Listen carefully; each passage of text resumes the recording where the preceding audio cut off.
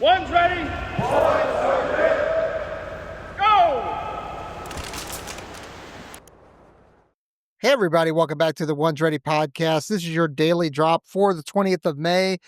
I told you I'd give you a double helping, so that's what this is. It's going to be a longer one, and I got to try and speed through it because I got a meeting in 30 minutes. But for now, if you're new here, no ad read. This is the news that gets curated by the Department of the Air Force Public Affairs and gets sent out on a daily basis. And then I'm going to give it to you here and give you any kind of insider baseball or opinions based on them. So here we go, starting with the joint news. And like I said, this is a double helping. Defense Secretary Pete Hexeth named Coca-Cola 600 Grand Marshal. Defense Secretary Pete Hexeth will serve as the Grand Marshal for the Coca-Cola 600 at Charlotte Motor Speedway, an event held annually before Memorial Day. Hexeth, who attended in 2022, highlighted its role as a tribute to military service and sacrifice.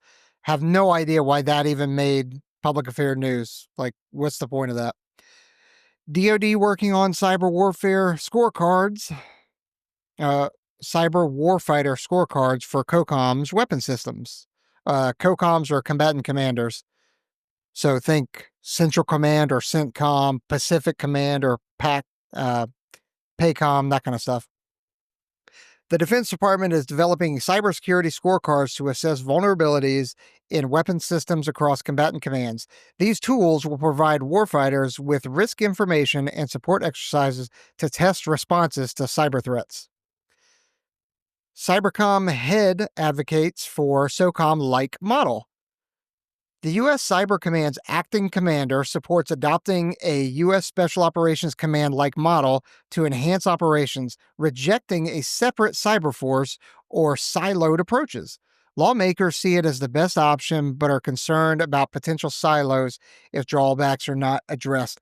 I actually think that that's a great idea. The kind of CENTCOM, UCOM, all that kind of stuff are geographical combatant commands, whereas SOCOM is kind of a global combatant command because they have people everywhere.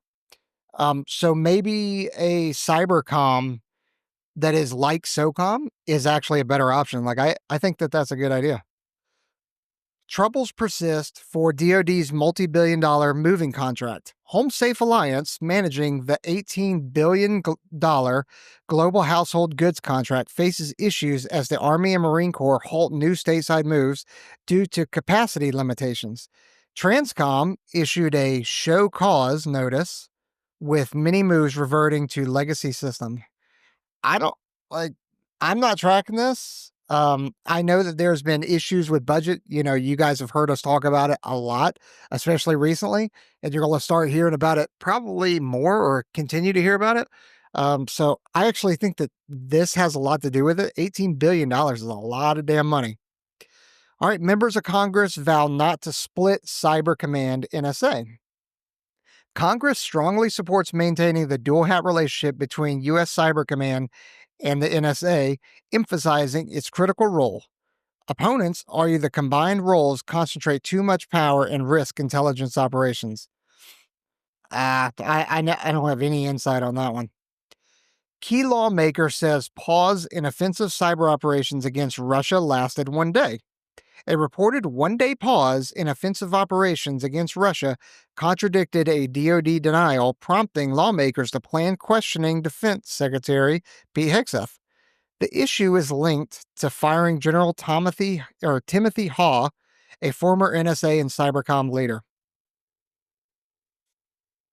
Next, Pentagon touts major defense partnership with UAE, or United Arab Emirates. Defense Secretary Pete Hexeth and the UAE Defense Minister signed a letter of intent to enhance military cooperation, joint capability development, and long-term defense alignment.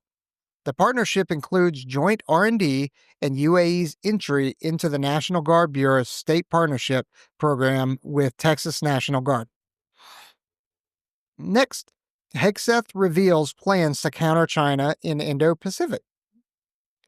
Defense Secretary Pete Hexeth outlined DoD's strategy to deter China by creating dilemmas for PLA and maintaining technological superiority. Despite President Trump's rapport with Xi Jinping, Hexeth emphasized a strong U.S. military presence to counter threats. Absolutely. You've got to have a strong military. The world is a better place when America is strong and it is propped up by its military. Special operations becoming Pentagon's future normal. Special operations flexibility and rapid deployment, highlighted by Defense Secretary Pete Hexeth and Joint Chiefs Chairman General Dan Kane, are shaping DoD's broader model. SOCOM's agile procurement practices set a precedent for military modernization. Damn right, everybody else needs to get on board. SOCOM, for all its flaws, right, because it's not doing things perfect, but we have, I don't want to say cracked the nut on it, but SOCOM has done a very good job of procurement, staying adaptable, staying flexible, and all that kind of good stuff. So, yeah, it's a good thing to model after. DoD capes indirect, or DoD caps indirect research cost rates for universities. The DoD will cap university indirect cost reimbursement rates at 15% to save up to $900 million annually, redirecting funds towards applied innovation and deterrence. Critics argue this reduction undermines national security by limiting research funding. Next, Okinawa PFAS, or PFAS, survey flags U.S. bases as likely contamination source. Kadena Air Base and Marine Corps Air Station Futima are identified as probable sources of PFAS contamination on Okinawa, with over half of sampling sites exceeding Japan's water quality standards. U.S. military officials note PFAS issues stem from both military and civilian activities. Oh, what a way to obfuscate yourself from acknowledging that you boloed that. Come on, guys. You're better than that. All right, this is Air Force news. Mink sworn in as Air Force Secretary. Dr. Troy Mink, sworn in as the 27th Air Force Secretary, will oversee reoptimization, balance F-47 and Sentinel ICBM costs, and support the Golden Dome Missile Defense Initiative. Mink expressed gratitude for serving Airmen and Guardians. Welcome to the Air Force. Welcome on board. I don't know. We'll see what he does. Next, Air Force retirement and separation orders paused. Budget constraints have paused Air Force retirement and separation orders for airmen leaving after January 1st or retiring after April 1st to align PCS funds with fiscal realities. This has sparked discussion about the frequency of PCS orders under the new fourth generation model. We have covered this already, the amount of comments and hate that we got saying we were wrong, and then you look at this, Air Force Public Affairs states it right here. Next, Vandenberg to test launch unarmed Minuteman III ICBM. The Air Force Global Strike Command will conduct a routine test of an unarmed Minuteman launch of an unarmed Minuteman III ICBM from Vandenberg Space Base. To demonstrate nuclear readiness, the test planned years in advance aims to prove the missile's lethality and effectiveness. Man, I hope this thing's badass. We need something. We need a win. We need a W. Next, F-15 fighters deployed to protect Diego Garcia. F-15E Strike Eagles deployed to Diego Garcia to protect strategic bombers like B-2s and B-52s, supporting Bomber Task Force and Operation Rough Rider. This strengthens the U.S. Air Force's presence in the British Indian Ocean Territory. Go get some. Next, 412th Test Wing Commander discusses F-47, B-21, and artificial intelligence. The 412th Test Wing Commander emphasized the F-47's role in penetrating counter-air missions, surpassing F-35 capabilities alongside ongoing B-21 Raider testing. The wing is advancing artificial intelligence agents and the X-62 Vista for the Collaborative Combat Aircraft Program. Man, there's so much development in the emerging technologies coming up. This is an exciting time. And I'm not even involved with that stuff, but it's an exciting time. EA-37 Compass Call completes first training mission. The EA-37 Bravo Compass Call, replacing the EC-130H, completed its first training sortie, offering enhanced speed and altitude for electronic warfare. It counters adversaries' long-range kill change in the non-kinetic spectrum. Awesome. Love more capabilities. Next, Air Force launches AI Center of Excellence. The Air Force's AI Center of Excellence will reach initial operating capability by the year's end, and full capability by summer 2026, focusing on accelerating AI adoption. The center will tackle critical AI challenges and align with DoD priorities.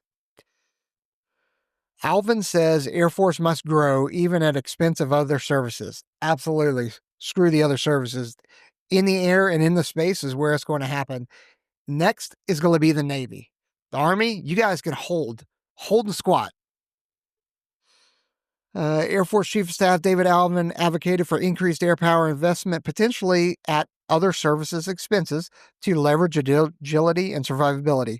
He views the DoD's 8% budget reallocation as an opportunity to reset priorities. Absolutely. We don't need any more tanks. We got enough of those tanks. But I tell you what we do need. We do need more F-35s. We need more B-21s. We need more F-47s. We need more collaborative combat aircraft. And we need more airmen to help maintain, fly, and bring death and destruction on people. Aviano holds remembrance for Texas Airmen. Over 100 airmen at Aviano Air Base, Italy, honored Tech Sergeant Clemente Velasco, who died in April, as a resilient and exemplary service member. A funeral service is planned in Detroit. Sorry to hear that. McConnell Air Force Base evacuates tankers from tornado's path. McConnell Air Force Base evacuated its tanker fleet to protect assets from severe weather, ensuring the 22nd Air Refueling Wing's mission readiness. More severe weather is expected across the South and Midwest. Tornado Alley. Next, severely damaged Korean F-35 gets a second life after crash. The Air Force and F-35 Joint Program Office enabled South Korea to salvage a damaged F-35 via a novel wing removal and attached process after a 2022 bird strike. The procedure is now standard for F-35 maintenance. Next, 4-star Air Force General named to Embry-Riddle Board. I'm skipping that. Nobody gives a shit. Space Force news. U.S. Space Chief warns of China, Russia threats to space defense. China's satellite sensor network and Russia's counterspace capabilities, including kinetic anti-satellite weapons and cyber attacks, pose significant risks to U.S. space defense. The Space Force aims to disrupt these threats, particularly in the Indo-Pacific. Space Force leans on commercial satellite support. The Space Force is developing the joint antenna marketplace to leverage commercial satellite capabilities, easing demand on the satellite control network. This serves as a backup for slower progress in satellite communications augmentation reserve. Jeez, freaking say that multiple times. All right, next, report warns of challenges deterring Chinese space attacks, of course, because we are so far behind when it comes to the space race. A study by the Air Force's China Aerospace Studies Institute highlights difficulties in deterring Chinese attacks on U.S. space assets, recommending a focus on denying first strike advantages. Only 2 of 10 factors are likely to bolster U.S. deterrence capabilities. Next, Space Force official highlights commercial satellite capabilities. The Space Force and NRO are leveraging cost-effective commercial satellites, allowing focus on specialized missions. A hands-off contracting approach has revealed commercial buses versatility for military needs. Next, U.S. rocket testing plan for Pacific Atoll stir controversy. Conservation groups oppose Space Force plans for SpaceX Starship testing at Johnston Atoll, citing environmental risks like contamination, noise pollution. Delayed environmental impact assessment is expected to public review. I don't actually know where that's at. That's not I imagine if it was Midway, they'd say Midway and not Johnston, but I've never heard of Johnston Atoll. All right. Next, fight over space. National Guard intensifies. Ooh. We've talked about this already. The Air Force's plan to transfer units like Colorado's 138th Electromagnetic Warfare Squadron to the Space Force faces resistance, with only 10% of airmen willing to transfer. Critics, including National Governors Association, argue it may violate federal law and create capability gaps. That 10% of loss of airmen is not like active duty airmen, it's civilians and contractors who, if they move, they aren't going to be willing to move because they're established and they just don't want to move. That it is what it is. All right, Air Force issues draft for new SpaceX launch site at Vandenberg. The Air Force released a draft environmental impact statement for SpaceX's proposed landing pads and pad modifications at Vandenberg Space Force Base to support increased launch demands. SpaceX plans 82 launches in 2026, rising to 90 in 2027 and 2028. That is just at Vandenberg.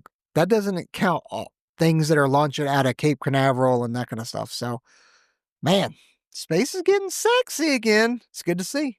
All right, these are of interest. Military families face food assistance cuts by GOP bill. Proposed SNAP cuts in the One Big Beautiful Bill Act could worsen food insecurity for military families, with housing allowances complicating eligibility. Advocates warn these cuts harm service members struggling to access benefits. Hey, Congress, why don't you guys do something? Like, you got an all-Republican Congress, and you guys have sat on your asses. Hey, man, just do something. All right, U.S. General details China's military war plans for Taiwan. A retired U.S. Army general outlined China's potential Taiwan invasion strategy, emphasizing the need to deter PLA ground forces from crossing the Taiwan Strait. Strengthening U.S.-Taiwan military and economic ties is critical to preventing conflict. Next, Democrats renew call for probe of Musk-Putin ties. Democrats are pushing for an investigation into Elon Musk's alleged Russian communications, questioning his reliability as a defense contractor with top-secret clearance. A DoD investigation has been confirmed despite Senate Armed Service Committee calls. God, guys, you guys just can't give it up, can you? Transgender service members defend fitness to serve. Transgender veteran groups veterans argue the Trump administration ban on trans service members lacks evidence and harms readiness, citing rigorous post-transition testing. The policy is seen as a return to restrictive measures like don't ask, don't tell. Sorry, I support it. Court rejects Trump's bid to deport migrants to third countries. A federal appeals court blocked the Trump administration from deporting migrants to non-origin countries without addressing safety concerns, preventing DoD involvement. The ruling upholds migrants' rights amidst reports of planned deportations to Libya. Denmark receives 4 more F-35s. Denmark received 4 additional F-35s, bringing a total to 15, with plans to phase out F-16s by the year's end. The aircraft have conducted operational missions, including intercepting Russian aircraft over the Baltic Sea. Next, Trump withdraws nomination of Air Force veteran for special operations role. The nomination of Lieutenant Colonel Michael Jensen for Assistant Secretary of Defense for Special Operations was withdrawn, with reports suggesting a National Security Council role. Colby Jenkins serves as the acting Assistant Defense Secretary. That is really unfortunate because I know Michael Jensen and he's a great dude. So I'd be willing to bet that there are some serious politics behind that. And at that level, of course there is. SpaceX expanding role in the U.S. defense. SpaceX Starshield is gaining traction for national security, potentially integrating with the proliferated warfare space architecture, though reliance on a single provider raises concerns. The DoD views SpaceX as a key partner beyond launch capabilities. Who else is doing it? You gonna look to Jeff Bezos and Blue Origin? They can barely get into space. Virgin Galactic barely gets into space. The only show in town is SpaceX. So get over it. Let's get them on board and let's get going. All right. Let's see. This is opinion pieces that they threw in here. Repoliticizing the military for civilian oversight. Civilian leaders must strengthen oversight of the military to ensure ethical accountability and public trust, especially in wartime decisions. Author calls for greater civilian control over general officer promotions. You know what? I'm not giving you guys. I'm not going to do these opinion pieces, at least right now, because one, I'm running short on time, and two, they're kind of weird the way that they wrote these out. So I'm gonna skip those today, and then but I appreciate you being here. Appreciate you joining us. Don't forget to like, subscribe, hit that notification bell. And then we have 2 slots remaining for the Operator Training Summit coming up 21-22 June in San Diego. So if you're interested, hit us up, let us know, leave a comment, or email us at jared@onesready.com. All right, we're out here. Later.